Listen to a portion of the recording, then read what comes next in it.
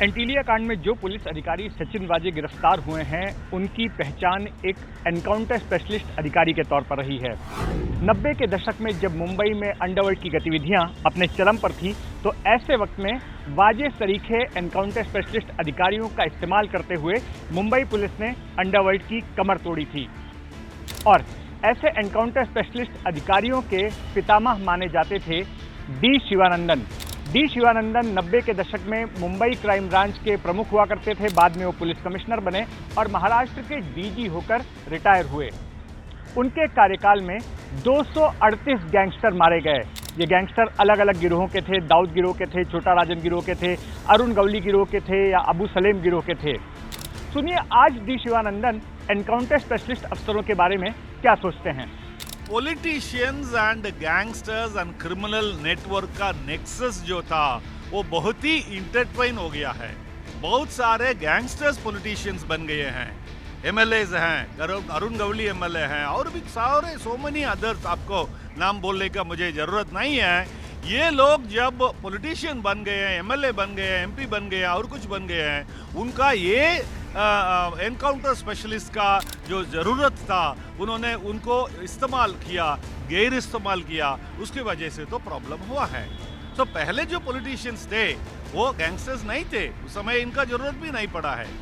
जब gangsters, criminals and other evil minded people with lot of crimes against them, they became the MPs, MLAs, ministers and other things. They needed this encounter specialist. Mumbai में एक ऐसा दौर था जब हर दिन वसूली की खातिर किसी को डराने धमकाने के लिए या फिर गैंगवार के चलते शूटआउट्स होते थे, किसी ना किसी की मौत होती थी।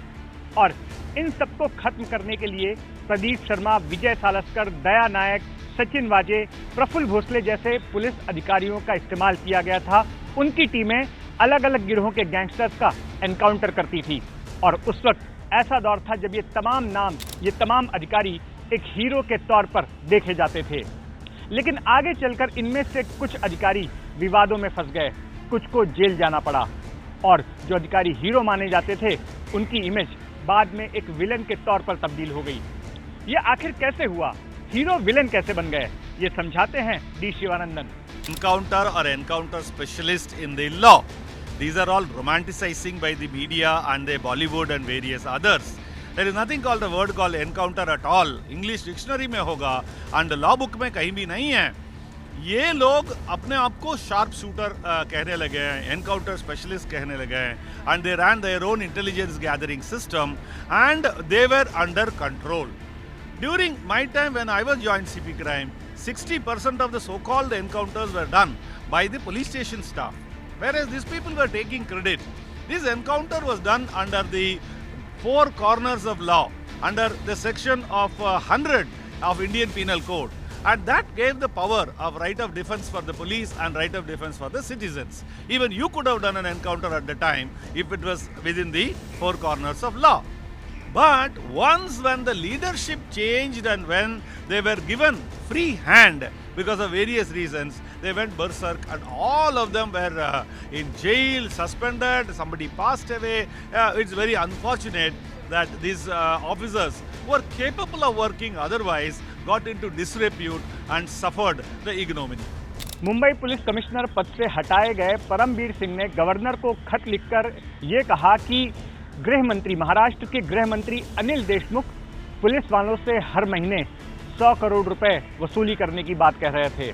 लेकिन डी शिवानंदन का कहना है कि उनके कार्यकाल के दौरान जब गोपीनाथ मुंडे गृह मंत्री हुआ करते थे तो उल्टा वे पुलिस को पैसे देते थे, लाखों का फंड दिया करते थे ताकि अंडरवर्ल्ड के खिलाफ मुंबई पुलिस ने जो जंग छेड़ रखी थी उसके लिए उन पैसों का इस्तेमाल हो, इन्फॉर्मर्स का नेटवर्क डेवलप हो सके। तो मेरा सवाल आपसे ये है कि जब आप पुलिस कमिश्नर थे तो या आप ज्वाइंट कमिश्नर क्राइम थे तो उस दौरान भी क्या राजनेताओं की तरफ से इस तरह की डिमांड आती थी, और ये जो मौजूदा मामला है इसको आप किस तरह से देखते हैं? पहले मौजूदा मामला हम किस तरफ देखते हैं, इसके ऊपर ज़्यादा एक्सप्लेनेशन देना नहीं चाहिए, because it is only an allegation from one side.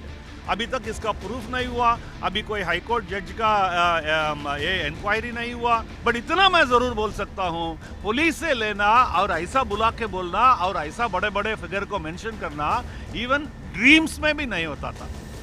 Dreams में। और मेरा टाइम का जो आर पाटिल साहब हैं वो ऊपर चले गए हैं, उनके जैसा ऑनेस्ट पॉलिटिशियन आप देख ही नहीं सकते हैं। मेरा संबंध गोपीनाथ मुंडे साहब का था जब मैं जॉइंट सीपी क्राइम था, और मनोहर जोशी साहब सीएम थे, और बाद में आर पाटिल साहब 10 साल CP deputy CM and home minister बने।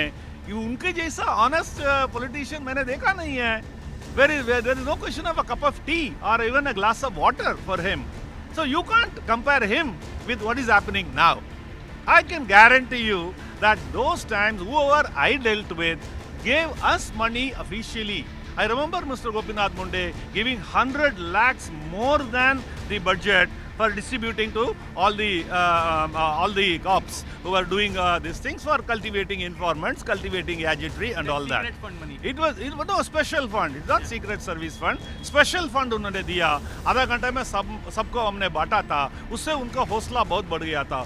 So हमसे पूछना तो छोड़ो, हमको जितना चाहिए, हम जितना मांगे हैं, उतना ऑफिशियली वो दे रहे थे. ऐसा लोग थे वो अलग टाइम, अलग जमाना. That's what I would say. जिस सीपी को रिपोर्ट कर रहे थे और सारे बड़े मामले उनको दिए जा रहे थे, तो इसको किस तरह से देखते हैं? ये जो हो रहा था, ये आपकी नज़र में सही था या गलत था? आपको मैं एक ही लाइन में आंसर देना चाहूँगा. एपीआई पीएसआई दोनों एक ही रैंक है. पीएसआई एपीआई बनता है और बाद में actual original rank is inspector. इतना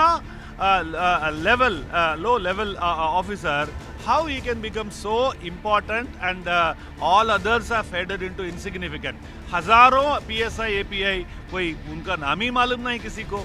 ये इतना एकदम फेमस हो गया है, उसका मतलब एक ही है, leadership crisis. He has not become himself so important. He was made important by the powers that be. And because he was given importance, he acquired and occupied all the important famous place, all corners of fame he occupied because he was allowed to occupy by the leader. It is a leadership crisis again.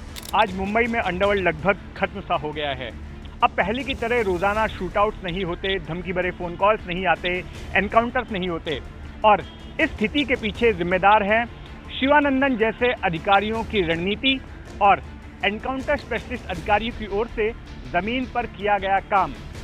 लेकिन इनमें से कुछ encounter specialist अधिकारी ऐसे निकले जिन्होंने कथित तौर पर लालच के लिए जो कुकर्म किए हैं, उसकी वजह से पूरे मुंबई पुलिस को बदनामी झेलनी पड़ रही है.